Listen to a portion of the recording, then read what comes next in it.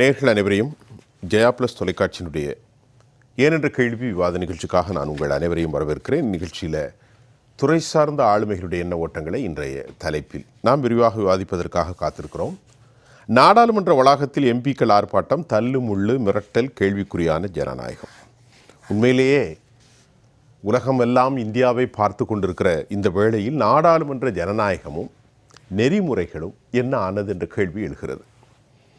இதற்கு முன்பு இப்படி பல நடைமுறைகள் நடந்திருக்கிறதா என்றால் அது வேறு விதத்தில் நடந்துதான் இருக்கின்றது. இப்பொழுது தள்ளுமுள்ளாகி ஒரு அமைச்சர் காயம் பெற்றிருக்கிறார், ஐசியூவில் வைக்கப்பட்டிருக்கிறார் என்றெல்லாம் வெளிவந்த தகவல்கள் எந்த அளவுக்கு உண்மையான தகவல், ஹாஸ்பிட்டலைஸ்ட் ஆகக்கூடிய அளவிற்காக குறிப்பாக அமைச்சர் பிரதாப் சாரங்கி, ஒரிசாவினுடைய ஒடுக்கப்பட்ட ட்ரைபல் கம்யூனிட்டியுடைய ஒரு அமைச்சர், இவர் மீது பல பார்வைகள் உண்டு. அது நாம் இரண்டாவது பேச போகிறோம். முகேஷ் ராஜ்பூத், ராகுல் காந்தி என் மீது ஒருவரை தள்ளிவிட்டு நான் கீழே விழுந்து காயமடைந்திருக்கிறேன் என்று அவர் பேட்டி கொடுக்கிறார்.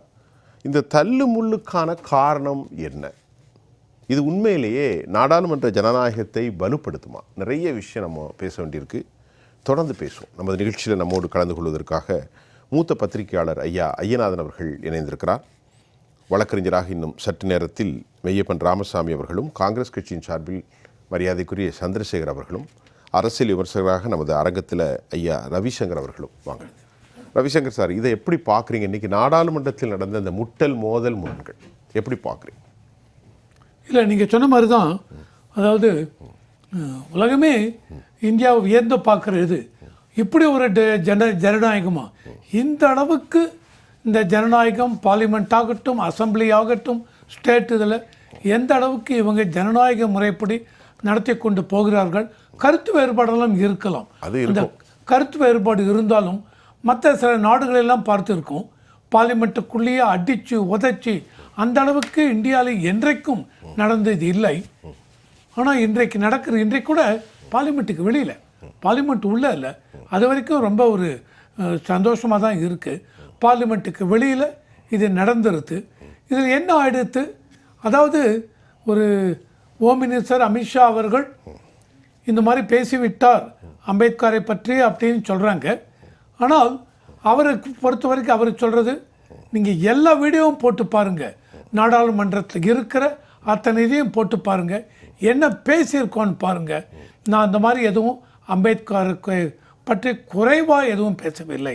சிலது நம்ம சொல்லுவோம் தெரியுமா, நிறைய பேர் மினிஸ்டர்ஸ் அவங்க பேசுவாங்க, பேசிட்டு மினிஸ்டர்ஸ்னே இல்லை, அதிகாரிகள் ஆர் எம்எல்ஏஸ் யாராக இருந்தாலும் நான் அந்த அர்த்தத்தில் பேசவில்லை, இவங்க பேசுகிறது அப்படியே தான் இருக்கும், ஆனால் அந்த அர்த்தத்தில் பேசவில்லை, அவுட் ஆஃப் தி கான்டெக்ட் இதை எடுத்துட்டாங்க அப்படிம்பாங்க. இப்போ இவர் அமித்ஷா பேசினதுக்காக நாடாளுமன்றம் மட்டும் இல்லை, ஈவன் தமிழ்நாட்டிலே இன்றைக்கி பார்த்தீங்கன்னா திமுக கழகம் அவங்க என்ன பண்ணிருக்காங்க, ஒரு 75 இடத்துல ஒரு கண்டனம் இது நடத்தியிருக்காங்க. இந்த மாதிரி பிஎம்கே, இவங்க விசிகே அண்ட் எல்லாருமே இதுக்கு அப்ஜெக்ட் பண்ணிருக்காங்க. ஆனால் ஒன்று இதில் என்ன நான் எனக்கு சொல்ல விரும்புகிறேன் அப்படின்னா, பிஜேபியை பொறுத்த வரைக்கும் பிரைம் மினிஸ்டர் ஆகட்டும், அமித்ஷாவாகட்டும், அந்த அளவுக்கு இவங்க இந்த SC ST tribal people, even OBC இவங்களுக்கு எந்த அளவுக்கு அவங்களுடைய வெல்ஃபேர் மெஷர் ஆகட்டும், இதுவாகட்டும், அதை எந்த அளவுக்கு கவனத்தில் கொண்டு அவங்க எப்படி செய்கிறாங்க அப்படின்னு இருக்குது. அந்த மாதிரி பார்க்கும்பொழுது கண்டிப்பாக இப்போ ரீசெண்டாக நடந்த எலெக்ஷனில் கூட பார்த்தீங்கன்னு வச்சுக்கோங்க, ஹரியானாவில் எலெக்ஷன் நடந்தது. அந்த ஹரியானா எலெக்ஷன்லேயும் எஸ்சி எஸ்டியில் ஒரு 9-7 சீட்டை நம்ம ஜெயித்தாங்க. அந்த மாதிரி மகாராஷ்டிராவில் எஸ்சி எஸ்டி இதில் கம்ப்ளீட்டாக ஸ்வீப் பண்ணிட்டு போகிறாங்க. 24 இருக்கிற இடத்துல 21 இடம், 27 இருக்கிற இடத்துல எஸ்சிக்கு 23 இடம்னு ஸ்வீப் பண்ணிருக்காங்க. இதில் என்ன காமிக்கிறது அப்படின்னா, அந்த மக்களுக்கு பிஜேபி மேலே இருக்கிற ஒரு நம்பிக்கை, அதாவது நம்மளை எந்த விதத்துலையும் இவங்க இப்போ நீங்கள் சொன்னது சரி.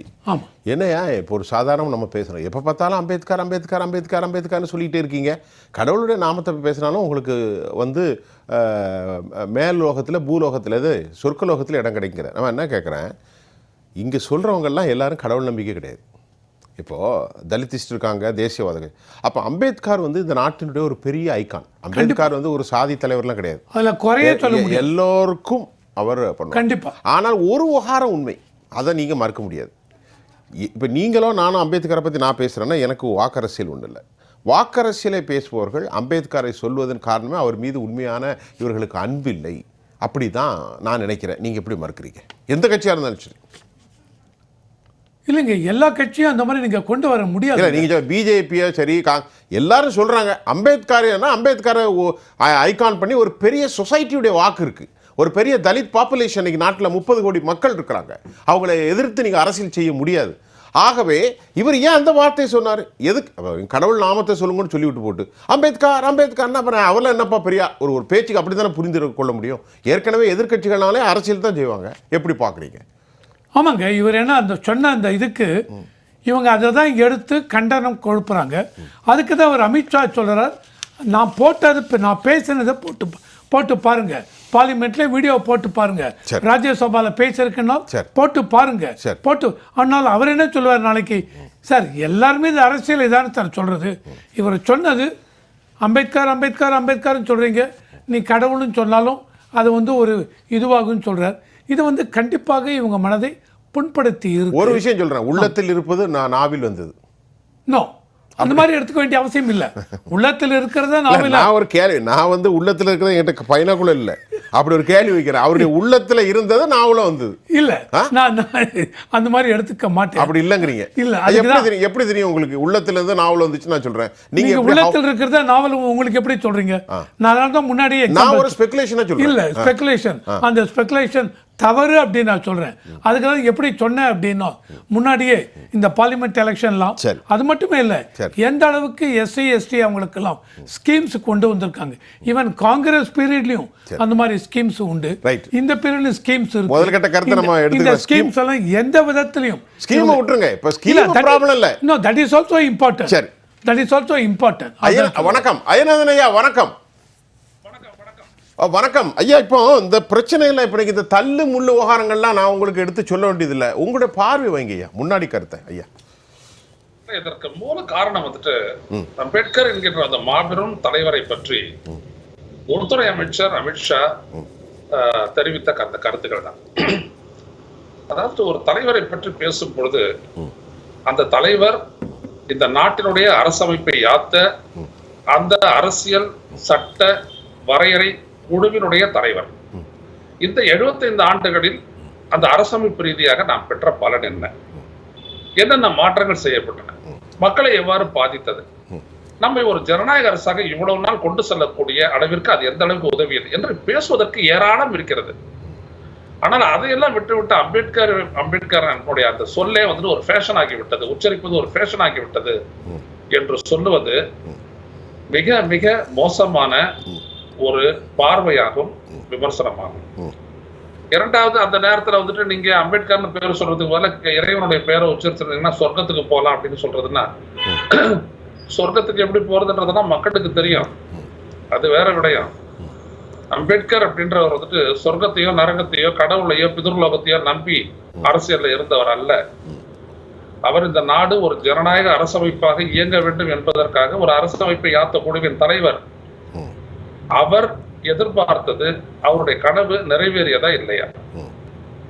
இதை ஒரு உள்துறை அமைச்சராக நாங்கள் இந்த 10 ஆண்டு காலத்திற்கு மேல் ஆட்சியில் இருக்கின்றோம், நாங்கள் அந்த மக்களினுடைய மேம்பாட்டிற்கு இவையெல்லாம் செய்திருக்கின்றோம் என்பதையெல்லாம் பட்டியலிட்டு இருந்தால் அது ஒரு உன்னதமான விவாதத்திற்கு இட்டு சென்றிருக்கும். ஆனால் அப்படி ஒரு விவாதத்திற்கு போகக்கூடாது என்று நினைத்து திட்டமிட்டுத்தான் அவர் அம்பேத்கரை பற்றி பேசுவது என்பது ஒரு ஃபேஷன் ஆகிவிட்டது என்று சொல்லி திசை திருப்புகிறார். அதற்கு எதிர்கட்சிகளும் உடனே இரையாகி ஒரு எதிர்நிலையை எடுத்து அவர்கள் போராட்டத்தில் ஈடுபட்டு கடைசியில் அம்பேத்கர் தொடர்பாக வெளிவரக்கூடிய ஏராளமான உண்மைகள், இப்பொழுது பேசக்கூடிய இதே பாரதிய ஜனதா கட்சி, இவர்கள் எல்லாம் 1990ஆம் ஆண்டு சமூக நீதி காவலர் VP சிங் தலைமையிலான அரசுக்கு ஆட்சிக்கு வெளியில் இருந்து ஆதரவளித்த இவர்கள் அன்றைக்கு VP சிங் அரசு இதர பிற்படுத்தப்பட்டோருக்காக 27 விழுக்காடு இடஒதுக்கீடு கல்வியில் வேலை வாய்ப்பிலும் கொடுத்த போது அதை ஆதரிக்கவில்லை. இவர்கள் அம்பேத்கரை குறிப்பிட்டு பேசவில்லை, மாறாக இவர்கள் சொன்னது என்னவென்றால் இது தேசத்தை செங்குத்தாக பிளவுபடுத்தக்கூடியது, சமூகங்களிடையே மோதலை ஏற்படுத்தக்கூடியது என்று சொன்னதோடு மட்டும் நிற்காமல் ஆட்சியும் கவிழ்த்ததோடு மட்டுமின்றி ரத யாத்திரை என்கின்ற ஒரு ரத யாத்திரையை மேற்கொண்டு அதன் மூலம் சமூகத்தில் ஒரு பெரிய வன்முறையையே விதைத்தவர்கள் தான் இன்றைக்கு ஆட்சியில் அமர்ந்து கொண்டு அம்பேத்கரை பற்றி பேசுகிறார்கள். அன்றைக்கு இருந்த விபி சிங் அரசு தான் அம்பேத்கருக்கு பாரத ரத்னா விருது வழங்கியது. அம்பேத்கருடைய படத்தை நாடாளுமன்றத்தில் எடுத்துச் சென்று வைத்தது. ஏப்ரல் 14 அன்று தேச அளவில் ஒரு முக்கிய நாடாக கருதி அதுக்கு விடுமுறை அறிவித்தது. எல்லாமே பார்த்தால் சமூக நீதி காவலர் விபி சிங் பிரதமராக இருந்த போதுதான் நடந்தது. அன்றைக்கெல்லாம் இவர்கள் பாராட்டியவர்கள் அல்ல. எனவே இந்த வரலாறு வெளியே வந்துவிடும் என்று பாஜக அஞ்சி இருக்கலாம், அமித்ஷா அஞ்சி இருக்கலாம். எனவே அவர் திசை திருப்பும் முகமாக இப்படி ஒன்றை கொளுத்தி போட்டார். அது உடனே இன்றைக்கு பற்றி கொண்டு விட்டது. இவ்வளவுதான். அம்பேத்கரை பற்றி இவர்கள் சாதகமாகவோ ஆதரவாகவோ உண்மை என்ன சாதனை என்ன என்பதை பற்றி இவர்கள் கருத்து கூற வேண்டும் என்கின்ற அவசியம் இந்த நாட்டில் இல்லை. ஏனென்றால் அந்த அளவுக்கு அம்பேத்கர் சென்று விட்டார். இன்றைக்கு அவர் எந்த மக்களுக்காக மிக கடுமையாக போராடினாரோ, வாழ்நாள் முழுவதும் போராடினாரோ, அந்த மக்களுக்கு இடையே தான் அதிகமான அரசியல் இயக்கங்கள் கட்சிகள் இயங்கிக் கொண்டிருக்கின்றன. இதை மறந்துவிடக் கூடாது. எனது நண்பர் திரு ரவிசங்கர் அவர்கள் பேசும்போது சொன்னார், இந்த தேர்தல் முடிவுகளை எல்லாம் வைத்துக் கொண்டு அவர் சொன்னார், நம்பிக்கை ஏற்பட்டு விட்டது அந்த மக்களுக்கு பாஜகவின் மீது, மோடி அரசின் மீது என்று. தயவு செய்து சொல்கின்றேன், இன்றைக்கு வரக்கூடிய தேர்தல் முடிவுகளை பொறுத்தவரை என்ன உண்மை என்பது எல்லோருக்கும் தெரியும். எல்லோருக்கும் தெரியும். ஏன் இந்த உண்மை 5 மாதங்களுக்கு முன்னால் மக்களவை தேர்தல் நடந்ததே அப்பொழுது பிரதிபலிக்கவில்லை? அப்பொழுது மோடி மீது பற்றிருந்தால் இதே ராஜஸ்தானில் 10க்கு 10 இடங்களும் போன தேர்தலில் கொடுத்ததை போல, அதே போல மராட்டியத்தில் 48 இடங்களில் 41 இடங்களையும் ஏன் கொடுக்கவில்லை? அந்த இடத்திலிருந்து தான் சொல்லுகிறேன். எனவே எப்பொழுதும் நான் ஒன்றை சொல்லுகின்றேன், நாம் மக்களை பற்றி பேசும் பொழுது மிக மிக எச்சரிக்கை உணர்வுடன் பேச வேண்டும். நாம் மக்கள் எதுவும் தெரியாதவர்கள், சிந்தனையற்றவர்கள் என்று நினைக்க கூடாது. இப்படிப்பட்ட ஒரு நிலையை மாற்றுவதற்காகத்தான் அம்பேத்கர் பாடுபட்டார். அண்ணலின் செயல் சமத்துவத்தை நோக்கி இந்த நாட்டை செலுத்த வேண்டும் என்பது நான் ஒரு முக்கிய ஒரு நடைமுறை, ஒரு வரலாற்றை நான் குறிப்பிட விரும்புகின்றேன். எப்பொழுதும் நீங்கள் பார்த்தீர்களானால் இந்த நிகழ்ச்சியை பார்ப்பவர்கள் உள்ளிட்ட எல்லாரும் சொல்றேன், சொல்லுங்க. பிபிசி கரஸ்பாண்டன்ட் வந்துட்டு அம்பேத்கர் அவர்களை ஒரு பேட்டி காண்கின்றார். நீங்க தலைவராக இருந்து யாத்த இந்த அரசமைப்பு சட்டம் இந்த நாட்டில் ஜனநாயகத்தை நிலைநிறுத்துமா என்று கேட்டார். அம்பேத்கர் ஒற்றை வரியில் சொல்லுகின்றார், நோ. அதன் பிறகு அவர் கேட்கின்றார், ஏன் நீங்களே நம்பிக்கை வைக்கவில்லையா என்று. எனது நம்பிக்கை என்பது வேறு, எனது முயற்சி தான், ஆனால் அது நடக்காது. ஏன் அவ்வாறு சொல்லுகிறீர்கள்? சாதியம் என்பது இருக்கும் வரை இந்த அரசமைப்பு இயங்காத ஒரு நிலையில் தான் இருக்கும் என்றார். அண்ணலினுடைய கருத்து இன்று வரை பல்வேறுபட்ட மாநிலங்களில் பல்வேறுபட்ட நிகழ்வுகளில் எதிரொலிப்பதை நாம் பார்த்திருக்கின்றோம். அதுதான் ரொம்ப முக்கியம். எந்த சமத்துவத்திற்காகவும் சகோதரத்துவத்துக்காகவும், ஈக்குவாலிட்டி அண்ட் ஃப்ரெட்டர்னிட்டி அண்ணல் அவர்கள் போராடினாரோ வாழ்க்கை முழுவதும், அது நிறைவேறவே இல்லை. அது நிறைவேறினால் தான் இந்த நாடு as a country, as a state will be successful என்று சொல்லப்படும். கண்டிப்பா. இல்லாட்டி இது வந்துட்டு ஒரு நேம்செக் டெமோக்ரசி, பெயருக்கான ஒரு ஜனநாயகமாகத்தான் இருக்கும். எனவே நாடாளுமன்றத்துக்கு வெளியில் நடந்த நிகழ்வுகளை விட நான் அதிகம் மதிப்பிடுவது நாடாளுமன்றத்திற்குள் இந்த நாட்டினுடைய உள்துறை அமைச்சர்கள் இப்படி பேசியது என்பது மிக மிக அவதூறானது, பெருமையை குறைப்பது என்பதுதான். சரி, ரொம்ப சிறப்பாக அவருடைய முதல் கட்ட கருத்தை வச்சிருக்கார். நம்மோடு வழக்கறிஞர் திரு மெய்யப்பன் ராமசாமி அவர்கள் இணைகிறார். ராமசாமி சார் வணக்கம். வணக்கம் சார். இப்போ இந்த அம்பேத்கர் ஐயாவுடைய இந்த விவகாரத்தை தாண்டி இன்னொரு கேள்வி உங்களிடத்தில் என்னென்றால், ராகுல் காந்தி என்னை தள்ளிவிட்டு எனக்கு பெரிய அடி காயம் என்ற மாதிரி ஒரு பெரிய விவகாரத்தை ஒரு மினிஸ்டர் பிரதாப் சாரங்கி அவர்கள் வைத்திருக்கிறார். இந்த பிரதாப் சாரங்கி மீது அவர் குற்றமற்றவராக ஒரு படுகொலை வழக்கிலிருந்து விடுதலை செய்யப்பட்டவர். ஃபாதர் ஸ்டெயின்ஸ் ஆஸ்திரேலியாவிலும் அவரும் அவரது பிள்ளைகளும் உயிரோடு எரிக்கப்பட்ட வழக்கில் பஜ்ரங் தளுடைய சார்பாக இவர்தான் அந்த மாநில தலைவராக இருந்தார். ஆனால் அவர் மீது அந்த குற்றச்சாட்டுகள் இல்லை என்று ஆகியிருக்கிறது. அது நீதிமன்றத்தினுடைய தீர்ப்பு. அது குறித்து நமக்கு எந்த கருத்தும் இல்லை. இருந்த போதிலும் இது ஒரு சமமற்ற அளவில் இது போன்று ராகுல் காந்தி தள்ளிவிட்டு கீழே விழுந்தேன் என்றெல்லாம் ஒரு அமைச்சர் சொல்வது ஏற்புடையதாக இருக்குமா? மக்களின் பார்வையில் இந்த பார்வைகளை நீங்கள் எப்படி பார்க்கிறீர்கள்? பாரத மண்ணிற்கும் தமிழ் மக்களுக்கும் முதற்கண் வணக்கங்கள். முக்கியமாக 2 விஷயங்கள். ஒன்று, எல்லாருமே அம்பேத்கர் அவர்களை செலிப்ரேட் பண்ணணும். அம்பேத்கர் அவர்கள் இன்று நம்ம நாட்டுல என்னெல்லாம் நடந்துட்டு இருக்கு அப்படின்றதுக்கு அவர் எதுவுமே விரும்ப மாட்டார் அப்படின்னு நான் நினைக்கிறேன். என்ன வருத்தமான விஷயம் அப்படின்னா, அன்னைக்கும் காங்கிரஸ் அவர்கள் அம்பேத்கர் அவர்கள் என்ன நினைத்தார்களோ அதை நடத்த வேண்டும் அப்படின்னு அவர்கள் நினைக்கல. அவர்கள் அன்னைக்கு மந்திரியாக இருக்கணும் அப்படின்னு நினைக்கல. முதல் மந்திரி சபையில இருந்தே அகற்றுறாங்க, இல்ல அவர் போறதுக்கு மாதிரி ஒரு சூழ்நிலையை கிரியேட் பண்ணிடுறாங்க. அப்புறம் தேர்தலையும் அவரை தோக்கடிக்கிறதுக்காக முனைப்போட செயல்படுகிறார்கள். இன்றுமே காங்கிரஸ் மொத்தமாக அம்பேத்கர் அவர்களை வாய் வார்த்தையாக மட்டும்தான் பயன்படுத்துகிறார்களே தவிர, இன்னைக்கு அம்பேத்கர் அவர்களோட செயல், சிந்தனை இதெல்லாமே மக்களுக்கு கொண்டு போய் சேர்க்க வேண்டும். இல்ல அம்பேத்கர் அவர்கள் நினைத்தவாறு மக்களோட வாழ்வாதாரம் உயர வேண்டும், ஏற்றத்தாழ்வுகள் இருக்கக்கூடாது, எல்லாருமே சமம் அப்படின்னு இந்த சமுதாயம் நினைக்கணும் அப்படின்னு நினைச்சிருந்தாங்கன்னா அதற்கான வேறுபாடுகளில் ஈடுபட்டிருப்பார்கள். 65 ஆண்டுகள் அவர்கள் ஆட்சியில் இருந்த போதும் அதற்காக செயல்படவில்லை, இன்றும் அதற்காக எதிர்கட்சியாக இருக்கும் போதும் செயல்படவில்லை. அவங்க அந்த 2 minutes டிஆர்பி, அவங்க எது அட்டென்ஷன் கார்னர் பண்ணும் அப்படின்றதுக்கு மட்டும்தான் பார்த்துட்டு இருக்காங்க. ஒன்றும் இல்லை, சபையிலேயே இதற்கான கேள்விகளை பல வைத்திருக்கலாம். ரொம்ப டெமோக்ராட்டிக்கான மேனர் அந்த லோக்சபா அப்படின்றத நம்ம சொல்லும் போது அவர் மக்களுக்கான சபை, அதை பயன்படுத்திருக்கலாம் சரியாக. அதையும் சரியாக பயன்படுத்தல. ராஜ்யசபாவையும் சரியா பயன்படுத்தல. சரி, அது பரவாயில்ல. ப்ரொடெஸ்ட் பண்றது அப்படின்றது ஒரு டெமோக்ராட்டிக் எக்ஸ்பிரஷன் தான். ஆனா அந்த டெமோக்ராட்டிக் எக்ஸ்பிரஷன் கடைசியில மக்களுக்கு என்ன கொண்டு போய் சேர்க்குது அப்படின்னு பார்க்க வேண்டிய தேவை இருக்கிறது. இப்ப இந்த புரளியில அப்படின்ற போது ஒருத்தருக்கு இன்ஜுரி ஆச்சா இல்லையா அப்படின்றதுக்கு நம்ம பெருசாக விசாரணை தேவையில்லை. அவருக்கு இப்ப அடிபட்டிருக்கா இல்லையா நம்ம பார்க்க முடியுது. அதற்கான புகைப்படங்கள் இருக்கு, அதற்கான வீடியோ இருக்கு, ரத்தம், இன்டர்னல் இன்ஜுரிஸ் இருக்கு அப்படின்றது, எக்ஸ்டர்னல் இன்ஜுரிஸ் இருக்கு அப்படின்றது தெளிவாக தெரிகிறது. இது இல்லாம டாக்டர்ஸோட ரிப்போர்ட் இருக்கு. சோ இத வழக்கறிஞர் மெய்யப்பன் ராமசாமி, நீங்க ரொம்ப விவரமான ஆளு, ஒரு வழக்கறிஞர். அடிப்படுற அளவுக்கு குங்கு வைத்து நேருக்கு நேராக மல்லாத்து நடந்துச்சு. என்னையா ஜனநாயகம், என்ன பேச்சு? உங்களுக்கு தெரியாதா இல்லையா?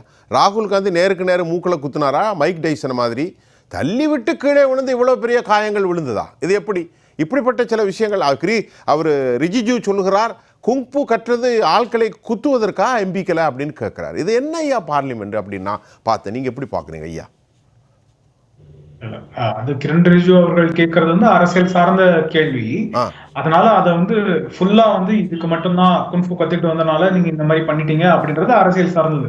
அவர்கள் என்ன செய்யறாங்க, நம்ம வேற எங்கேயுமே போக வேணாம், பாராளுமன்றத்திலேயே இருக்கும் போதே அவருக்கு எந்த அளவுக்கு அடிபட்டு இருந்தது, எந்த அளவுக்கு இன்ஜுரி இருந்தது அப்படின்றது தெளிவாக தெரிகிறது. சோ கீழே விழுந்திருக்கலாம், விழுகும் போது இல்ல தள்ளிவிடப்பட்டிருக்கலாம். ஆனா அப்ப இன்ஜுரி ஆச்சு அப்படின்னு நமக்கு தெரியுது. அந்த எக்ஸ்டர்னல் இன்ஜுரி இருக்கு. தள்ளிவிடும் போது ஏதாவது ஷார்ப் ஆப்ஜெக்ட்ல பட்டிருக்கலாம், விழுந்திருக்கலாம். ஆனா இன்ஜுரி காஸ் பண்றதுக்கான காரணம் யாரோ தள்ளிவிட்டது. அப்ப அந்த தள்ளிவிட்டதுதான் அந்த காஸ் அப்படின்னா அதற்கான பொறுப்பை தள்ளிவிட்டவர் எடுக்க வேண்டும் அப்படின்றதுதான். தவறு செய்தவர் தண்டிக்கப்பட வேண்டும் அப்படின்றது தான். யார் என்ன தவறு செய்தார்களோ, பாராளுமன்றம் அவ்வளவு நம்ம அந்த சாவரன் ஸ்டேட் நம்ம அவ்வளவு சாங்டிட்டியோட நம்ம பாக்குறோம், புண்ணிய இடமாக பாக்குறோம். அந்த புண்ணிய இடங்கள்ல நம்ம மக்களுக்காக பேச வேண்டியவர்கள் எதிர்கட்சி தலைவர்களாக இருந்தாலும் சரி, இல்ல மக்கள் தேர்ந்தெடுத்த ஆளுங்கட்சியை சார்ந்தவர்களாக இருந்தாலும் சரி, கண்ணியமாக நடந்திருக்க வேண்டிய அவசியம் இருக்கிறது. அப்போ ப்ரொடெஸ்ட் டெமோக்ராட்டிக்கான எக்ஸ்பிரஷன். ஆனா தள்ளுமுள்ளு இல்ல இன்சல்ட் அப்படின்றது டெமோக்ராட்டிக் எக்ஸ்பிரஷன் கிடையாது. அதை தாண்டி டிஸ்கோர்ஸ செய்திருக்கிறார்கள் எதிர்கட்சியினர் அப்படின்றது நம்ம பார்க்க வேண்டிய தேவை இருக்கிறது. இல்ல மெய்யப்பட்ட ஒரு கேள்வி, இந்த டிசென்ட் வாய்ஸ் இருக்கிறது it's a part of democracy.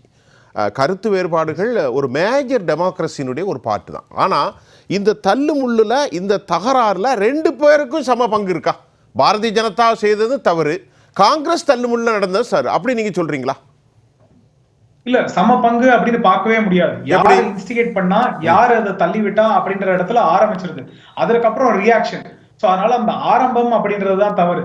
React பண்ணாங்க அப்படின்னா அதெல்லாம் இன்ஸ்டன்டேனியஸா சட்டத்தின் மூலமாவே ஆக்டர்ஸ் ரேஸ். அதுக்கப்புறம் மென்ஸ்ரியா இருக்கு. மென்ஸ்ரியா யார் ஆரம்பிச்சாரோ அவங்களுக்கு இருக்கு.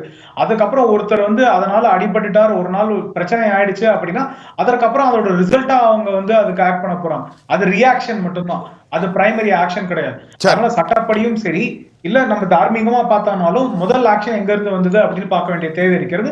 அதை இன்வெஸ்டிகேட்டிவ் ஏஜென்சிஸ் சரியாக இன்வெஸ்டிகேட் பண்ணுவாங்கன்னு நினைக்கிறேன். ஏன்னா அங்க எல்லாமே ரெக்கார்ட் செய்யப்படுகிறது, எல்லாமே மக்களுக்கும் தெரிகிறது. அதனால அதை நம்ம எல்லாருமே பார்க்க முடியும்.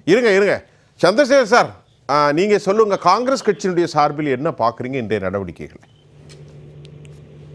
முதல்ல பாரதிய ஜனதாவுக்கும் உண்மைக்கும் எப்பவுமே ரொம்ப கேப் இருக்குன்றத நான் புரிஞ்சுக்கிறேன். அது நிறைய இருக்கு வேறுபாடுகள். பேசுவது ஒன்று, செயல்பாடு ஒன்று அப்படிங்கிறது தான் பாஜக அப்படிங்கிறத மறுபடியும் ஒரு முறை நிரூபிச்சிருக்காங்க. அது பாராளுமன்றத்துக்கு உள்ளேயும் சரி வெளியிலையும் சரி. ஏன்னா பாராளுமன்றத்துக்குள்ள அமித்ஷா அவர்கள் பேசுறாரு, உள்துறை அமைச்சர் பேசுறாரு. அது எல்லாம் உலகமே பார்த்துச்சு, சன்சத் டிவில வந்துச்சு, அவர் என்ன பேசினார் என்பது தெரிந்தது. இப்பொழுதெல்லாம் நீங்க இன்னைக்கு நான் இன்றைக்கு பேசுகிறேன் டிஜிட்டலில் அப்படின்னு சொன்னா இது ரெக்கார்டு. நான் இன்னைக்கு நாளைக்கு வந்து நான் மறுத்து நான் இதை பேசல அப்படின்னு சொன்னா நீங்க போட்டு காட்டுவீங்க. அது அந்த அளவிற்கு இதுல ஒரு டிஜிட்டலைஸ்டு வேர்ல்ட்ல இருக்கும், எல்லாமே பதிவாகிறது. ஆனால் ஒரு உள்துறை அமைச்சராக இருப்பவர் பாராளுமன்றத்துக்குள் பேசிவிட்டு வெளியில் வந்து பேட்டி கொடுக்கிறார். இது மாதிரி எதிர்ப்புகள் கிளம்பியவுடன் நான் அது மாதிரி பேசவே இல்லை, காங்கிரஸ் கட்சி ஏஐல இதை திருத்தி வெளியிட்டு விட்டார்கள்னு பேசியதோடு மட்டுமல்ல, ட்விட்டருக்கெல்லாம் நோட்டீஸ் அனுப்புறாங்க, பாஜகவில் இருந்து நோட்டீஸ் அனுப்புறாங்க, இந்த இதை வெளியிட்டது தவறான வீடியோவை வெளியிட்டு இருக்கீங்க. ஆக இது எவ்வளவு பெரிய உண்மையை மறைக்கும் செயல். அதாவது தவறாக சொல்லிவிட்டேன், டங் ஸ்லிப் அல்லது ஏதாவது மன்னிப்பு எது வேண்டுமானாலும் சொல்லலாம், ஆனால் நான் சொல்லவே இல்லை, அப்படி ஏஐயில் திருத்தி வெளியிட்டு விட்டார்கள் என்று சொல்றது. இன்னைக்கு கூட உங்க ஊடகத்துல கூட அந்த வீடியோ இருக்கும், எல்லா ஊடகத்திலும் இருக்கிறது, பதிவு செய்யப்பட்ட ஊடகங்கள் எல்லாவற்றிலும் இருக்கிறது. இருக்கும் பொழுதே அவர் மாற்றி பேசுகிறார். ஒன்று. இரண்டாவது, நீங்க ஒரு வார்த்தை சொன்னீங்க, அவர் உள்ளத்தில் இருப்பதுதான் வெளியில் வந்தது அப்படின்னு. அது உண்மைதான். ஏனென்றால் இவர்களுக்கு சுதந்திரம் அடைந்த போதும் சரி, சுதந்திரம் அடைந்ததற்கு பின்னும் சரி, 2 பேர் அவர்களுக்கு மிகவும் பிடிக்காதவர்களாக இருக்கிறார்கள். ஒன்று பண்டிட் ஜவஹர்லால் நேரு, 3 கூட வைத்துக் கொள்ளலாம், மகாத்மா காந்தி, மூன்றாவதாக அம்பேத்கர். இவர்கள் மூவரையுமே அவர்களுக்கு பிடிக்காது. ஏனென்றால் மகாத்மா காந்தி இந்தியாவை பிளவுபடுத்தினார், பல குற்றச்சாட்டுகளை வைப்பார்கள். ஆனால் அதை நேரடியாக இவர்களால் சொல்ல முடியவில்லை. அதனால் அதை தவிர்த்து, அதை கூட அவர்கள் கோட்சையை கொண்டாடியதெல்லாம் பார்த்தோம் நம்ம. அது ஒரு பக்கம். இரண்டாவது நேரு அவர்கள், பண்டிட் நேரு அவர்கள். ஏனென்றால் கிட்டத்தட்ட 17 ஆண்டு காலம் ஆட்சி செய்து அரசியல் சட்டத்தின்படி இந்தியாவை நடத்தி சென்றவர் பண்டித ஜவஹர்லால் நேரு அவர்கள். அந்த அரசியல் சட்டத்தையே ஏற்காதவர்கள் அந்த அரசியல் சட்டப்படி நடத்தியதை எப்படி விரும்புவார்கள்? ஒன்று, நேருவை அவர்கள் களங்கப்படுத்த வேண்டும் என்று நினைத்தார்கள். பல விதங்கள்ல அவரை களங்கப்படுத்தி அரசியல் கட்சியோடு இணைந்திருந்ததால் அவரை களங்கப்படுத்திட்டாங்க. ஈஸியா களங்கப்படுத்தலாம் என்று நினைத்தார்கள். வரலாற்றை திரித்து பேசுவது, பாராளுமன்றத்திற்குள் நேரு மீது குற்றம் சாட்டுவது, நேரு தான் இந்த கோவாவை இது பண்ணாரு, இந்தியாவை சிதைத்தாரு, இந்தியாவில் விஷ வித்துக்களை விதைத்தாருலாம், இவர் பல குற்றச்சாட்டுகளை பிரதமர், உள்துறை அமைச்சர் மற்ற அமைச்சர்கள் தொடர்ந்து செய்ததை பார்த்தோம். மூன்றாவதாக அம்பேத்கர். அம்பேத்கர் ஏன் பிடிக்காது என்று சொன்னால், அவர் அரசியல் சட்டத்தை வகுத்து கொடுத்ததுதான் அவர்களுக்கு பிரச்சனை. ஏனென்றால் அரசியல் சட்டத்தையே ஏற்காதவர்கள் தான் இவங்க. அரசியல் சட்டம், தேசிய கொடி, அசோக சக்கரம் இதையெல்லாம் ஏற்காத கூட்டம் தான் இவங்க. அதனால அவரையும் பிடிக்காது. அம்பேத்கரையும் இவர்களுக்கு பிடிக்காது. ஆனால் அம்பேத்கரை நேரடியாக இவர்களால் வசைபாட முடியவில்லை. ஆனால் இன்றைக்கு அவர் மனதில் உள்ளது பாராளுமன்றத்தில் வெளிவந்து விட்டது என்பதுதான் என்னுடைய கருத்து. இன்னொன்று, நீங்க அவர் சொல்லும் பொழுது காங்கிரஸ் கட்சி தான் அவரை தோற்கடித்தது, காங்கிரஸ் கட்சி தான் அவர்களை அம்பேத்கரை மதிக்காமல் நடந்ததெல்லாம் தொடர்ந்து பேசிக் கொண்டிருக்காங்க. நீங்க காங்கிரஸ் கட்சி இந்தியாவிற்காக ஒரு அரசியல் சட்டத்தை உருவாக்க வேண்டும் என்று நினைத்த போது முதல்ல வெளிநாடுகளில் இருந்து மிகச்சிறந்த நிபுணர்களை கொண்டு வந்து உருவாக்க வேண்டும் என்று நினைத்தார்கள்.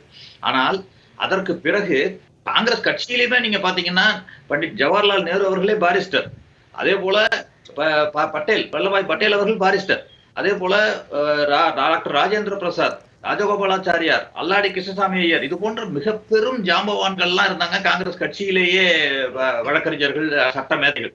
ஆனால் அம்பேத்கர் தலைமையில் உருவாக்க வேண்டும் என்று விரும்பியதுதான் அதில் உள்ள சிறப்பு. ஏனென்றால் அவரை சட்ட மேதையை கொண்டு வர வேண்டும் என்று காந்தியிலிருந்து நேருவிலிருந்து எல்லோரும் விரும்பி அவரை தலைவராக்கினார்கள். அந்த அரசியல் சட்ட குழுவிற்கு அவரை தலைவராக்கினார்கள்.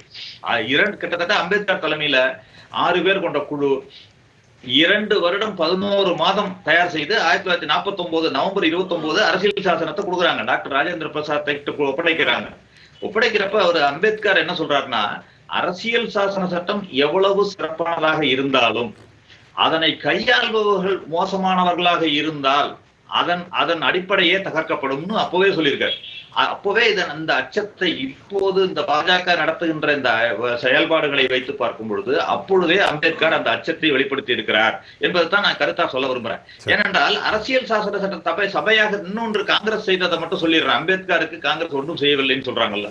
அம்பேத்கருக்கு சில சமயங்களில் பாரத ரத்னா விருது தாமதமாக வழங்கப்பட்டிருக்கலாம். அதெல்லாம் செய்ய தவறியவை என்று கூட எடுத்துக்கொள்ளலாம். காங்கிரஸ் கட்சி செய்ய தவறியது என்று கூட எடுத்துக்கொள்ளலாம். ஆனால் அம்பேத்கருக்கு செய்தது என்று சொன்னால், இன்றைக்கு அம்பேத்கரை எதனை வைத்து நாம் ஞாபகப்படுத்துகிறோம், எதனை வைத்து நினைவு கொள்கிறோம் என்று சொன்னால், உலக சிறப்பு வாய்ந்த ஒரு அரசியல் சட்டத்தை உருவாக்கியவர் அம்பேத்கர் என்பதுதான் இன்றைக்கு உலகமே பேசக்கூடிய ஒரு செய்தி. அதனை உருவாக்கி சொல்லுங்க, அதனை அந்த தலைமையை அந்த அரசியல் நிர்ணய சபைக்கு அந்த அரசியல் சாசனத்தை உருவாக்கக்கூடிய தலைமை பொறுப்பை வழங்கியதுதான் காங்கிரஸ் கட்சி இன்றைக்கு வரைக்கும் அம்பேத்கருக்கு செய்த மிகப்பெரிய சிறப்பு என்று நான் கருதுகிறேன். ஐயா மெய்யப்பன் ஏதோ சொல்ல வந்தீங்க, சொல்லுங்க. 3 விஷயங்கள். காங்கிரஸ் ஃபர்ஸ்ட் அவர் அப்பாயிண்ட் பண்ணாங்க, அவருக்கு ஏதோ ஒரு பொறுப்பை கொடுத்துட்டாங்க, அவர்களாக செயல்பட்டார்கள் அப்படின்றது கிடையாது. ஏன்னா 1946 இருந்தே நம்ம 1935 கவர்மெண்ட் ஆஃப் இந்தியா ஆக்டை ரெவியூ பண்ணிட்டு வந்தாங்க. அப்பவே கான்ஸ்டியூண்ட் அசம்பிளி ஃபார்ம் ஆக்கப்பட்டது. அந்த இதுல இருந்து அவங்க ரெவியூ பண்ணிட்டு வரும்போது அதுல பார்ட்டிசிபேட் பண்ணதுலே இருக்கிறதுலே அதிகமா பண்ணது அம்பேத்கர் அவர்கள். அது கான்ஸ்டியூஷனல் ரெக்கார்ட்ஸ் காமிக்கும். அது மட்டும் இல்லாம அம்பேத்கர் அவர்கள் ஒரு தரப்பு மட்டும் இல்லாம பல தரப்பு மக்களுக்காகவும் அதுல பேசியிருந்தார். அது மட்டும் இல்லாம ஒரு சப்ஜெக்ட் இல்லாம, அதாவது டிஃபென்ஸ், எக்கனாமிக்ஸ், லா எல்லாமே ஒரே டயத்துல பேசுற மாதிரி இருந்த ஒரு தலைவராக இருந்தார். அந்த மக்கள் ரெப்ரசன்டேட்டிவ் அவர் ஆக்சுவலா அப்பாயிண்ட் பண்ணப்பட்டது, அவர் ஷெட்யூல் காஸ்ட் கம்யூனிட்டில இருந்து வராரு அப்படின்றதுக்காக அவருக்கு அந்த அப்பாயின்மெண்ட் கொடுக்கப்பட்டது. ஆனா இருக்கிறதுலே தேர்ந்தவராக இருந்தார் அப்படின்னு தெரிந்த பின்னர் பலர் அவர் தான் வந்தா பெட்டரா இருக்கும் டிராஃப்ட் கமிட்டி சேர்மனாக அப்படின்னு அந்த முதல்ல இருந்த அந்த 7 மெம்பர் கமிட்டியில இருந்து அவரை தேர்ந்தெடுத்தாங்க. ஏன்னா அந்த 7 மெம்பர் கமிட்டியில சந்திரசேகர் அவர்கள் சொன்ன மாதிரி அம்பேத்கர் அவர்கள், அல்லாடி கிருஷ்ணசுவாமி ஐயர், கோபால் சுவாமி, கே முன்ஷி இவர்கள்லாம் இருந்தாங்க. அந்த 7 பேர்ல அதிகமான பார்ட்டிசிபேஷன் இவரது இருந்தது அப்படின்றனால சூஸ் பண்ணப்பட்டாங்க. அதனால இது ஏதோ காங்கிரஸ் இந்தாங்க நீங்க எடுத்துக்கோங்க அப்படின்னு அவருக்கு கொடுத்த தானமாக கருத வேண்டாம். அது அவரோட எபிலிட்டி அண்ட் என்டைட்டில்மெண்ட், அதனால அவருக்கு கொடுக்கப்பட்டது ஒன்று. இரண்டாவது விஷயம், காங்கிரஸ் பாஜக எப்பவுமே மக்கள் முன்னாடி ஒரு டிராமா அப்படின்னு தான். நீங்க இந்த அமித்ஷா அவர்களோட அந்த பேச்சை நீங்க பாத்தீங்க அப்படின்னா ஆரம்பிச்சதே காங்கிரஸ் எப்படி கபடகரமாக மக்கள் முன்னாடி பேசுறாங்க, அவர்கள் வாய் வார்த்தை மட்டும்தான் இருக்கிறது, செயல் எதுவும் இல்லை அப்படின்னு ஆரம்பிச்சதான் அம்பேத்கர் அம்பேத்கர் அம்பேத்கர் அம்பேத்கர்னு இவர்கள் வெறும் வாய் வார்த்தையாக இருக்கிறார்கள், இது வெறும் ஃபேஷனபிள் ஸ்டேட்மெண்டாக இருக்கிறது, செயல்பாட்டில் எதுவும் இல்லை அப்படின்னு. அதற்கப்புறமா கூட அவர் நீங்க எல்லாருமே ஒரு அமளி இருக்கு, அமளிக்கு அப்புறமா சொல்றாரு, இல்ல முதல்ல நான் சொல்றதை கேளுங்க, சுனியனா முதல்ல அப்படின்னு அவர் சொல்றாரு. அதற்கப்புறமா அவர் சொல்றாரு, எனக்கு அம்பேத்கர் அப்படின்னு அவர்கள் வெறும் வார்த்தையாக பயன்படுத்தினா கூட எனக்கு சந்தோஷம் தான், அப்படியாவது அவர்கள் அம்பேத்கர் பயன்படுத்துறாங்க அப்படின்னு. அதற்கப்புறமாக அவர்கள் எப்படி அம்பேத்கரை புறந்தள்ளினார்கள், அம்பேத்கரோட செயல்பாடுகள் சிந்தனைக்கு எப்படி அவர்கள் ஓவாம இருந்தாங்க அப்படின்றத காமிக்கிறாங்க. ஒண்ணும் இல்ல, பாஜக ஆட்சி காலத்துக்கும் பாஜக அந்த 10 ஆண்டுகள் ஆட்சி காலத்துக்கும் முன்னாடி காங்கிரஸ் அந்த 65 ஆண்டுகள் ஆட்சி காலத்துக்கும் நம்ம ஒரு கம்பேரிசன் மட்டும் பார்ப்போம். அதாவது நார்மலா ஒரு அரசு ஆட்சியில இருக்கும் போது மக்கள் அவர்களாக முன்னேறும் போது இருக்கிற செயல்பாடுகள் இல்லாம பழங்குடியினருக்கும் தாழ்த்தப்பட்ட மக்களுக்கும் இல்ல ஒடுக்கப்பட்ட மத்த மக்களுக்கும் இல்ல பிற்படுத்தப்பட்ட மக்களுக்கும் காங்கிரஸ் எவ்வாறு எக்ஸ்ட்ராடினரியா செயல்பட்டாங்க அப்படின்னு அவங்க சொல்லுங்க. அந்த மாதிரி எக்ஸ்ட்ராடினரி ஸ்பெஷல் எலிமெண்ட் எதுவுமே கிடையாது. நம்ம பல விஷயங்கள் எல்லாத்தையும் விட்டுறலாம். 2 விஷயங்கள் எடுத்துப்போம். அதாவது ஒடுக்கப்பட்ட மக்கள் அவர்கள் பெரிதாக வளர்ந்து வரணும் அப்படின்னா அதற்கான வாய்ப்பு கிரியேட் பண்ணி கொடுக்கணும். அப்போ ஸ்டார்ட் அப் இந்தியா இல்ல அவர்கள் ஆண்டர்பிரனர்ஸா வரணும், இல்ல அவர்கள் ஒரு தொழில் எடுத்து வரணும், அவர்களா இண்டிபெண்டா பெருசா வரணும் அப்படின்னா அதற்காக ஏதாவது செயல்பாடுகள் செய்திருக்கணும். சுதந்திர இந்தியால இன்னைக்கு, அதாவது 2019 வரைக்கும் தனியாக இவர்களுக்குன்னு ஒரு ஸ்டார்ட் அப், அதாவது தாழ்த்தப்பட்ட மக்களுக்கும் பழங்குடியினருக்கும் ஸ்பெஷலாக ஒரு அட்டென்ஷன் கொடுக்குற மாதிரி ஒரு ஸ்டார்ட் அப் சிஸ்டமா யாரும் உருவாக்கவே இல்லை. அது பாஜக ஆட்சி காலத்துல உருவாக்கப்பட்டிருக்கு. Start up hub dedicated only for SC STs அப்படின்னு. அதாவது அவர்கள் ஜெனரலியும் பார்ட்டிசிபேட் பண்ணலாம், ஆனா இவர்களோட சமூகம், இந்த மாதிரி சமூகம் ஒடுக்கப்பட்டிருக்கு இத்தனை ஆண்டு காலமாக, இவர்களுக்கான வாய்ப்பை கொடுக்க வேண்டும் அப்படின்றதுக்கான ஒரு ஹப்பை கிரியேட் பண்ணது முதல் முறையாக பாஜக ஆட்சி காலத்துல. அந்த மாதிரி காங்கிரஸ் எதுவும் ஸ்பெசிபிக்கா பண்ணல. அப்புறம் இவர்கள் ஸ்காலர்ஷிப் ஸ்கூல்ஸ் எல்லாம் ரிமூவ் பண்ணிட்டாங்க அப்படின்னு இவங்க பேசுவாங்க. டோட்டல் அமௌண்ட் ஆஃப் ஸ்காலர்ஷிப் அதிகமாக வழங்கப்பட்டது பாஜக ஆட்சி காலத்துல. ஒரு ஆண்டுக்கு எவ்வளவு அப்படின்னு பார்த்தோம் அப்படின்னா அதிகமா பாஜக ஆட்சி காலத்துல. காங்கிரஸ் சும்மா ஒரு ஸ்டேட்மெண்டா கொடுத்துக்கலாம். இன்னொரு பிரச்சனை என்னன்னா, காங்கிரஸ் எப்பவுமே ஃப்ரீடமுக்கு அவங்க தான் சண்டை போட்டாங்க அப்படின்னு சொல்லுவாங்க. அது ஃபேக்சுவலாவே தவறு. ஆலன் ஆக்டவின் நியூம் ஆரம்பிச்ச காங்கிரஸ் வந்து வேறு. இன்னைக்கு சொசைட்டியாக ரெஜிஸ்டர் பண்ணிட்டு இருக்க ஆல் இந்தியா காங்கிரஸ் வேற. பொலிட்டிக்கலா காங்கிரஸ் ஐ, காங்கிரஸோ, காங்கிரஸ் எஸ் எல்லாம் வந்து காங்கிரஸ் மருவி பலது வந்துருச்சு. அப்ப அன்னைக்கு சுதந்திர இந்தியாக்காக போராடிய பல தலைவர்கள் இருக்காங்க. காங்கிரஸ் சார்புடையவர்கள் இருக்காங்க, காங்கிரஸ் சார்புடையாதவர்கள் இருக்காங்க. சோ சுதந்திரம் பெற்றதுக்கு காங்கிரஸ் மட்டும் தான் காரணமா அப்படின்னு கேட்டாங்க அப்படின்னா அப்புறம் தவறு. அப்புறம் நம்ம வந்து வீரபாண்டிய கட்டபொம்மன், அப்புறம் நம்ம வந்து சுப்பிரமணிய பாரதி இவர்கள்லாம் எங்க கொண்டு வந்து சேர்க்கிறது? எல்லாம் காங்கிரஸ் மட்டும் தான் காரணம். இவர்கள் செய்த செயல்கள் எல்லாமே நம்ம சுதந்திரம் அடைந்ததுக்கு காரணம். அதனால காங்கிரஸ் வந்து இவ்வாறு சொல்லிட்டே இருந்தாங்க அப்படின்னா அது தவறுன்னு தான் பார்க்க வேண்டிய அவசியம். பேசுவோம் சார். மெய்யப்பன் ராமசாமி நிறைய பேசியிருக்கீங்க. அதுக்கு நான் பதில நம்முடைய ஐயநாதன் ஐயாட்டுக்கு. ஐயநாதன் சார், நான் வந்து ஒன்றும் கேள்வி ஒன்றும் இல்லை, கேள்வி இருக்கிறது. மெய்யப்பன் ராமசாமியினுடைய இந்த சிமிலாரிட்டிஸ், அதாவது என்னது ஒத்து பாட அவர் காங்கிரஸோடு பார்ப்பதை நீங்கள் ஒரு நீண்ட நெடிய அறிவு உங்களுக்கு உண்டு. எல்லாமே காங்கிரஸ் எடுத்துக்கிட்டதா அப்படிங்கிற நீங்கள் என்ன பார்க்குறீங்க ஐயா இந்த விவகாரத்தில் மெய்யப்பன் ஐயாவுடைய இல்ல? இப்போ பல விடயங்களை வந்துட்டு ஒரே ஒரு இன்ஃபர்மேஷன் மன்னிக்கணும், இதைத்தானே ஒரு உள்துறை அமைச்சராக இருப்பவர் நாடாளுமன்றத்தில் செய்திருக்க வேண்டும். பாஜகவுடைய பார்வை, அதுக்கு முன்னாடி ஜனசங்கமாக இருந்த பார்வை, 2014 ஆட்சிக்கு வந்ததுக்கு பிறகு இருந்த பார்வை, இன்றைக்கு கூட சமூக நீதிக்கான குரல் வரும் பொழுது சாதிவாரி கணக்கெடுப்பை மக்கள் தொகை கணக்கெடுப்போடு இணைத்து நடத்த மறுப்பது எங்கே இருக்கிறது அம்பேத்கருடைய கொள்கை? அன்றைக்கு எடுத்த அதே கணக்குப்படி வெள்ளக்காரங்காலத்து கணக்குப்படியே தான் 15%, 7.5% பழங்குடியினர், 15% பட்டியல் இனத்தார்.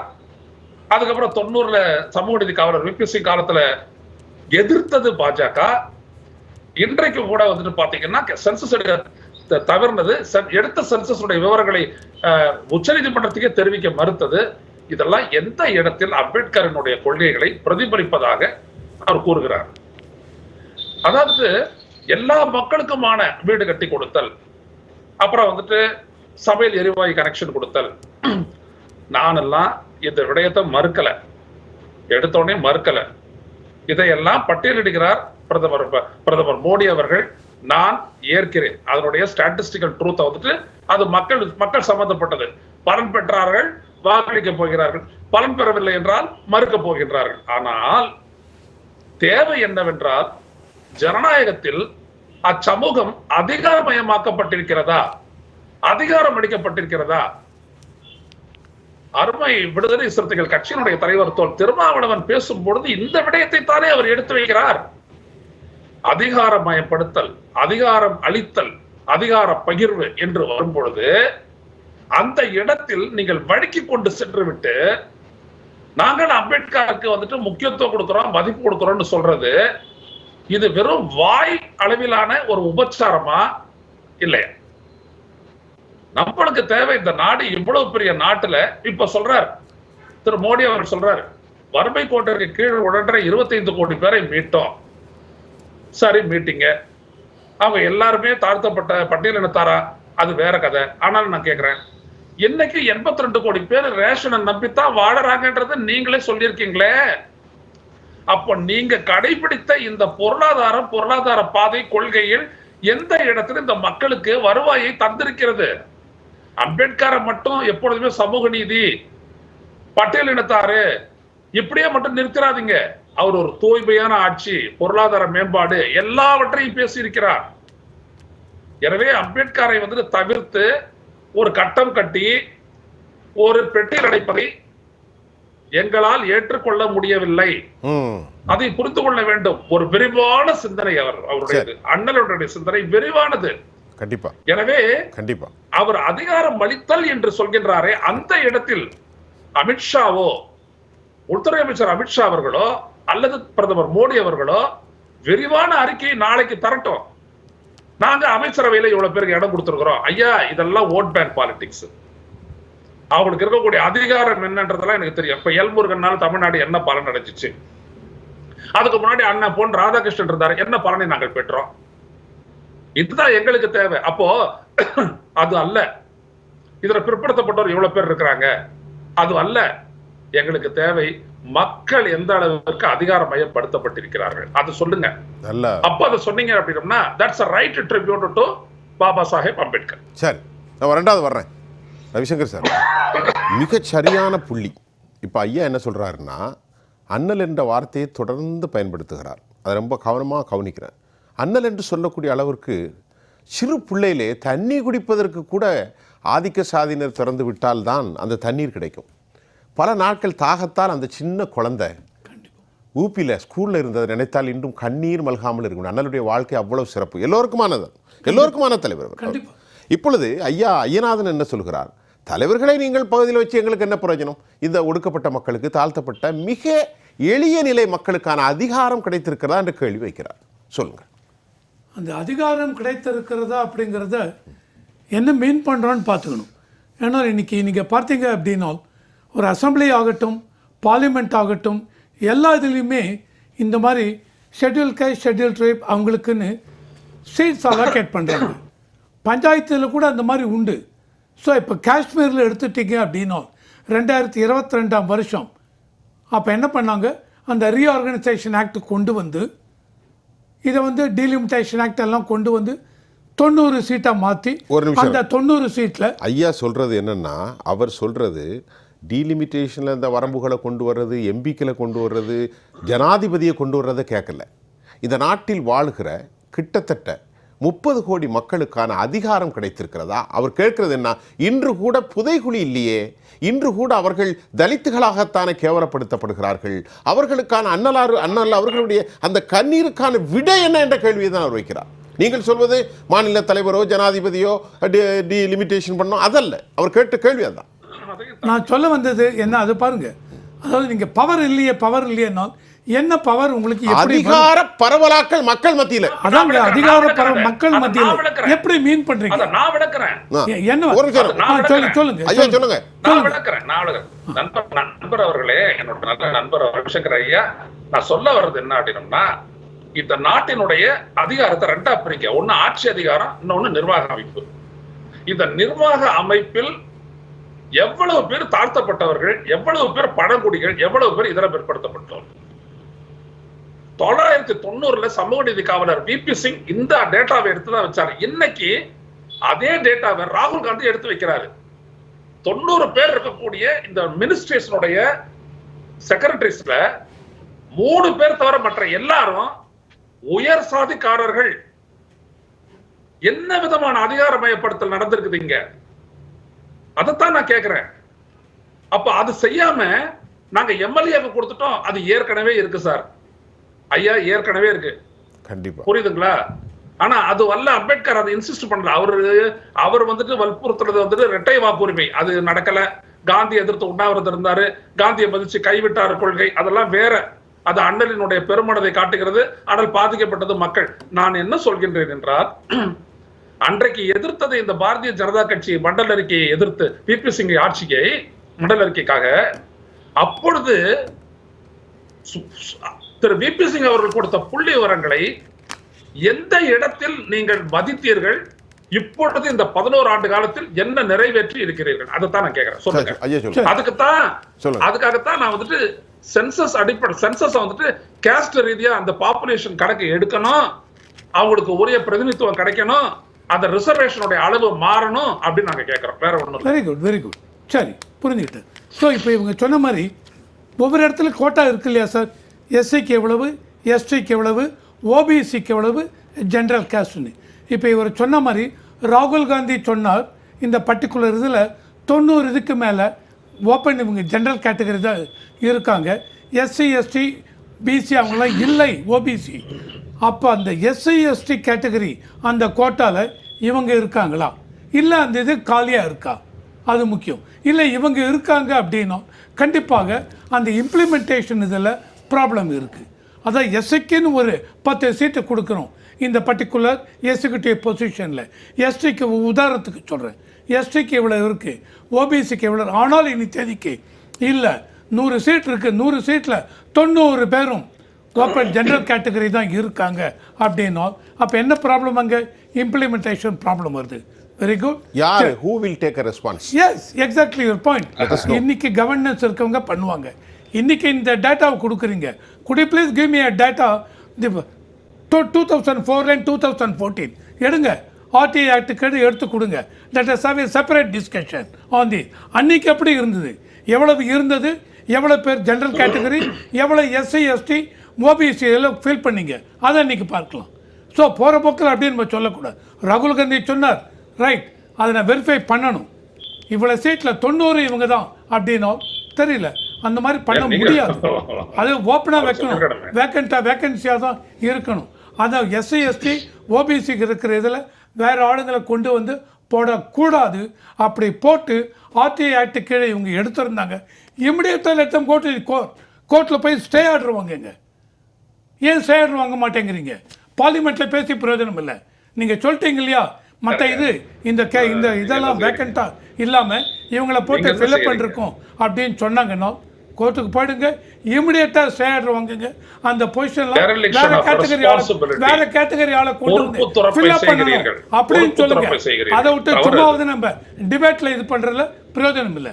அண்ட் நானும் ஒத்துக்க மாட்டேன். என்ன ஒத்துக்கலன்னா அந்த கேட்டகரி சீட்டை ஜெனரல் கேட்டகரி சீட்டை போட்டு ஃபில் பண்ண கூடாது, ஃபில்அப் பண்ண கூடாது. அதுக்கு நான் முழு மனசா ஒத்துக்கிறேன். தவறான எதிர்க்கட்சி தலைவர் சொன்னது சரியா தவறான்னு ஆராய்ந்து அதை நாடாளுமன்றத்திற்கு சொல்லி அப்படி இல்லை, நிலைமை இதுதான் என்று சொல்லுவதை மோடி அரசை எது தடுத்தது? ஏன் சொல்லல? நீங்க நான் ஒரு உதாரணத்தை மட்டும் சொன்னேன். ஐஐடிஸ் எடுத்துக்கங்க, அங்க எடுத்துக்கங்க. 2 இடம் நான் சொல்ல வரேன். ஒண்ணு பேராசிரியர்கள், துணை பேராசிரியர்கள், கூடுதல் தலைமை பேராசிரியர், இவர்கள்லாம் அந்த இடத்துல என்ன இருக்குன்னு பாருங்க. இன்னொன்னு, எவ்வளவு பட்டியலின மாணவர்கள் அந்த நிலைக்கு வந்து ஐஐடிக்கு படிக்க வந்து தற்கொலை செய்து கொண்டு செத்தார்கள் இந்த நாட்டில். நான் பாஜகவோட நிறுத்தல, அதுக்கு முன்னாடியும் போறேன், இப்ப வரைக்கும் போறேன். எல்லா அரசியல் கட்சிகளையும் யோசிச்சு பாருங்க. இதெல்லாம் அம்பேத்கரினுடைய கனவு நனவானதுக்கு அத்தாட்சியா அவலட்சணமா என்று கேட்கிறேன். நான் கண்டிப்பா இதுக்கு ஒத்துக்கிறேன் சார். நான் தவறு என்று சொல்லவில்லை. இந்த மாதிரி இருக்கு அப்படின்னா அந்த சீட்டை ப்ராப்பரா ஃபில்அப் ஆகல அப்படின்னா இது என்ன ஒரே சொல்யூஷன்? கோர்ட்டுக்கு போகணும். இப்ப பொலிட்டிக்கல் பார்ட்டி, ஆப்போசிஷன் பார்ட்டி இதை ரைஸ் பண்றாங்க, let them go to the court. Sir, ஏன்னா government cannot rule the country. இல்ல சார், கவர்மெண்ட் இந்த பிரசன்ட் கவர்மெண்ட் சரியா பிரசன்ட் கவர்மெண்ட் சரியா ஃபங்க்ஷன் பண்ணல அப்படினா கோர்ட்டுக்கு போய் பண்ண. It has been voted to power. That has got the responsibility. That has got the responsibility. The state has the responsibility, not to the court. Court only can correct aberrations. Correct sir. State don't put the responsibility on the responsibility இருக்கு, சென்டருக்கு responsibility இருக்கு. நீங்க சொல்றது இப்ப என்ன அப்படினா ஸ்டேட்டும் சரியா function ஆகல, சென்டரும் ஃபங்க்ஷன் ஆகல அப்படினா என்ன சார் சொல்யூஷன்? கோர்ட்டுக்கு தான் போகணும், கோர்ட்டு மூலம் தான் வரணும். சும்மாவது உட்கார்ந்து ஸ்டேட் ஃபங்க்ஷன் ஆகல, சென்டர் ஃபங்க்ஷன் ஆகல அப்படின்னு சொல்ல முடியுமா? நிறைவேற்றணும்னு சொல்றீங்க. அப்புறம் அம்பேத்கருடைய கனவை நிறைவேற்றணும், நீங்க நிறைவேற்றணும் அப்படின்னு சொல்றாரு. நிறைவேற்றணும் இல்லையா? அதுதான் முக்கியம். இது வரைக்கும் சார் அம்பேத்கர் கனவை நிறைவேற்றணும் எந்த கட்சிக்கும் கருத்து வேறுபாடு இருக்கு. சரி, திரு சந்திரசேகர், இப்பொழுது நாடு முழுவதுமே இப்பொழுது நான் இன்றைய காலை இந்த நிகழ்ச்சியில் வருகிற போது பார்த்தால் எந்த வாதங்களும் ஒரு ஆரோக்கியமாக இல்லை. இன்றைக்கு நம்மை அணுகி இருக்கக்கூடிய சர்வதேசத்தினுடைய பிரச்சனை, காசா போர், சிரியாவினுடைய போர், உக்ரைன் போர், இலங்கை சீனாவுடைய நிலைப்பாடுகள், நாட்டினுடைய inflation, 370 application, law and order, சமூகம், நல்லிணக்கம், இவைகள் மணிப்பூர் உள்பட எது குறித்தும் ஒரு ஆரோக்கியமான புரிந்துணர்வு இல்லாத நிலையில் தனிமனித தாக்குதலும் மொராலிட்டி இல்லாத தள்ளுமுள்ளுகளும் எங்கே செல்கிறது இந்த தேசம் என்ற கேள்வியை நான் வைக்கின்றேன். நீங்கள் எங்கே பார்க்கிறீர்கள்? முதல்ல காங்கிரஸ் கட்சி ஒரு பொறுப்புள்ள எதிர்கட்சியாக செயல்பட வேண்டும் என்று நினைக்கிறது. அதற்கு முதல்ல எதிர்கட்சி தலைவர் என்பவரை மதிக்க வேண்டும். எதிர்கட்சி தலைவர் என்பவர் ஒரு ஷேடோ பிரைம் மினிஸ்டர்னு கூட சொல்லுவாங்க. ஆனால் இவர்கள் எதிர்கட்சிகளையும் எதிர்கட்சி தலைவரையும் எப்படி மதிக்கிறார்கள் என்பதை பாராளுமன்றத்தில் பார்க்கிறோம். இன்றைக்கு கூட நான் தற்போது கூட எங்களுடைய பாராளுமன்ற உறுப்பினர் ஜோதிமணி அவர்களிடம் பேசினேன். இந்த தகவல் பத்தி, வீடியோ பத்தி, இதெல்லாம் என்ன நடந்தது என்பதற்காக பேசினேன். பாராளுமன்றத்திற்கு வெளியே, ஏனென்றால் பாராளுமன்றத்துக்கு உள்ளே இவர்கள் பேச அனுமதிப்பதில்லை. அதானி என்ற வார்த்தையை எடுத்தாலே பாராளுமன்ற சபைக்குள்ளிருந்து நீக்கப்படுகிறது. அல்லது பாராளுமன்றம் ஒத்திவைக்கப்படுகிறது. அவர்கள் அதானியை பற்றி எந்த விவாதத்தையும் எதை பற்றியும் பேச தயாராக இல்லை என்பது தெளிவாக தெரிகிறது. சரி, வெளியில் பாராளுமன்றத்துக்கு வெளியே ஜனநாயக முறைப்படி இவர்கள் கடந்த ஒரு வாரமாக காங்கிரஸ் கட்சி போராடி கொண்டிருக்கிறது. வெளியில் ஏனென்றால் உள்ளே பதிவாகுவதில்லை, எதுவுமே பதிவாவதில்லை. அப்படி என்று சொல்லும்போது வெளியே ஊடகங்களுக்கும் மக்களுக்கும் தெரிவிக்க வேண்டியது கட்சியினுடைய கடமை.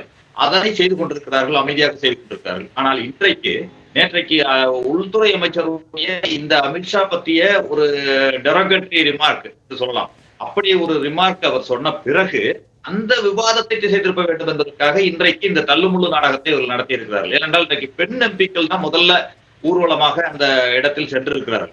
முதலில் பெண் எம்பிக்கள் சென்றிருக்கிறார்கள், அதன் பின்னால் ஆண் எம்பிக்கள் எல்லாம் சென்றிருக்கிறார்கள். அப்படித்தான் எதிரே வந்திருக்கிறார்கள் பாராளுமன்ற பாஜக உறுப்பினர்கள். இதில் எங்கு ராகுல் காந்தி அவரை தள்ளினார்? இவர்கள் முதல்ல அவர்களுடைய குறிக்கோளே என்னவென்று சொன்னால், ராகுல் காந்தி அவர்களுடைய நற்பெயருக்கு களங்கம் விளைவிக்க வேண்டும். ஏனென்றால் ஏற்கனவே அதானி என்ற பெயர் பற்றி அவர் பாராளுமன்றத்தில் பேசியதற்காக எப்படி தண்டிக்கப்பட்டார் என்பதை பார்த்தோம். இல்லாத ஒரு வழக்கை தூசி தட்டி எடுத்து அவருடைய எம்பி பதவி பறிக்கப்பட்டதெல்லாம் பார்த்தோம். ஆக இவர்களுக்கு அவர் ஒரு அச்சுறுத்தலாக தெரிகிறார் என்பது மட்டும் தெளிவாக தெரிகிறது. இரண்டாவது, அம்பேத்கரை பற்றி அம்பேத்கரை காங்கிரஸ் கட்சி தோற்கடித்தது என்று கூட அவர் சொன்னார், குறிப்பிட்டார். அம்பேத்கரை தோற்கடித்தது, அம்பேத்கரை 1957 தன்னுடைய நண்பர் ஒருவருக்கு கடிதம் எழுதியிருக்கிறார். காஷ்மீர் குறித்த என்னுடைய கருத்துக்காக சாவர்கரும் கம்யூனிஸ்ட் தலைவர் டாங்கேயும் இணைந்து சதி செய்து என்னை தோற்கடித்தனர்னு ஒரு கடிதம் இருக்கிறது. இது பதிவான ஒரு கடிதம், அதனுடைய அந்த கடிதத்திலேயே எழுதியிருக்கிறார். ஆக காங்கிரஸ் கட்சி தோற்கடித்தது. ஆனால் காங்கிரஸ் கட்சி அம்பேத்கருக்கு என்ன செய்தது என்று சொன்னால், அரசியல் சட்ட தலைவராக, அரசியல் நிர்ணய சபையுடைய அரசியல் சட்டத்தை உருவாக்குகின்ற ஒரு தலைவராக நியமிக்க வேண்டும் என்று சொன்னால் அவர் அரசியல் நிர்ணய சபை கான்ஸ்டிடியூஷன் அசம்பிளியில மெம்பரா இருக்கணும். அதற்காக காங்கிரஸ் கட்சி வங்கதேசத்திலிருந்து, அப்போது ஒன்றாக இருந்தது, நம்முடைய இருந்த வங்கதேசத்திலிருந்து அவரை தேர்ந்தெடுத்தது. அதற்கு பிறகு பாகிஸ்தான் பிரிவினைக்கு பிறகு அவருடைய கான்ஸ்டிடியூஷன் அசம்பிளி பதவி போகின்ற நிலையில் மகாராஷ்டிராவில் இருந்து காங்கிரஸ் கட்சி உறுப்பினரை ரிசைன் பண்ணிவிட்டு அந்த இடத்துல அவரை தேர்ந்தெடுத்ததுதான் காங்கிரஸ் கட்சி, அவருக்கு பெருமை சேர்த்ததுதான் காங்கிரஸ் கட்சி. இதெல்லாம் வரலாறு, யாரும் மறைக்க முடியாது, இதெல்லாம் வரலாறு.